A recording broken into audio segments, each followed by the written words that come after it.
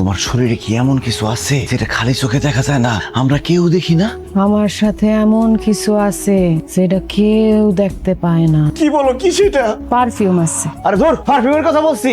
এমন কিছু কি আছে যেটা ভ দিয়া শুরু হয়? তোদের কথা মনে করে দিলা তো ভয়ের কথা কয়া। ও কাজল, মাথা ওইদিকে দিয়ে ঘুমাই, এদিকে ভয় লাগতেছে।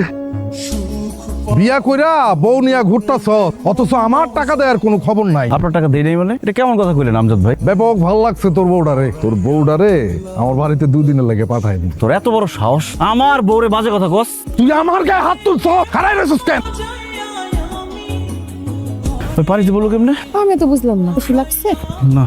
তুই লগে থাকতে তোর বউ এইরকম একটা ঘটনা ঘটাইলো কিভাবে? কি ঘটনা ঘটাইছে? তোর বউ আমজাদ রে বেধড়ক পিটাইছে। তোমার বাপ মা আদব কায়দা শিখায় নাই তোমারে? তুমি একটা মেয়ে মানুষ হইয়া পুরুষ মানুষের গায়ে কিভাবে হাত তুললা? আব্বা আসলে চুপ! মাইয়া মানুষের মতো থাকবা। যাও আমার চোখের সামনে থেকে যাও। কি ব্যাপার বাবা, তুমি এত রাতে সাদা শাড়ি পরে এখানে কি করো? বৌমা না, আমারে মা বল।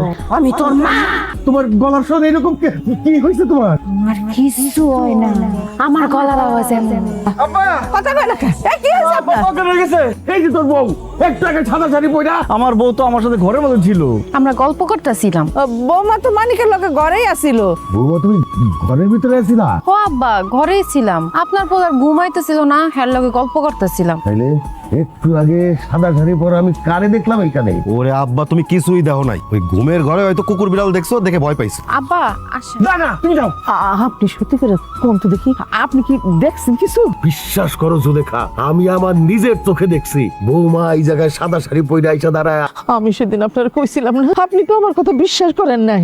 আপনার বাপরা গায়ে ছাড়ছে। আর তো দেরি করা যাবে না, বৌমার বাপরে খবর দিয়া তার কাছে জিজ্ঞাসা করতে দেবো বৌমার আসলে ঘটনাটা কি।